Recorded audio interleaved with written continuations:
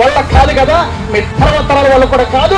యేసు ప్రభు యందు విశ్వాసం ఉంచిన వారిని డబ్బు చేత వేరొక మతంలోనికి తీసుకువెళ్ళటం అనేది. హల్లెలూయా. మేము యేసు క్రీస్తును నమ్ముకున్నది పాస్టర్లు డబ్బులు ఇస్తారని కాదు, పాస్టర్ లేదు మాకు స్థలాలు ఇస్తారని కాదు, పాస్టర్ మా అప్పులు తీరుస్తారని కాదు, పాస్టర్ మా రోగాలు స్వస్థపరుస్తారని కాదు. యేసు ప్రభు యందు మేము విశ్వాసం ఉంచామంటే అది ఆ విలువ కోసము, ఆ గౌరవం కోసము.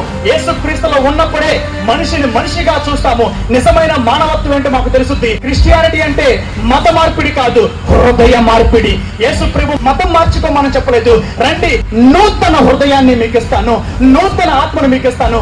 కుల వివక్షలు పెట్టి, మత వివక్షలు పెట్టి, సహోదరుల మధ్య ద్వేషాలు పెట్టి, ఇలా అందరూ రచ్చగొట్టి చంపుతూ దాడులు చేస్తూ హింసిస్తున్నటువంటి ఆ యొక్క ప్రాచీన రోత శత్రు పశు హృదయాన్ని తీసివేసి మనిషిని మనిషిలాగా ప్రేమించే, నిన్న వల్ల నీ పొరుగు వాడిని ప్రేమించే, నీ పొరుగు వాడిని సైతం నీ సహోదరుడిగా చూసేటువంటి ఒక నూతన హృదయాన్ని, నూతన స్వభావం నీకు ఇస్తానని చెప్పి మా యేసు ప్రభు చెప్పాడు. కాబట్టి మేము ఇక్కడికి వచ్చాము. ఆ విశ్వాసాన్ని ఎవరు కూడా డబ్బులతో కొనలేడు.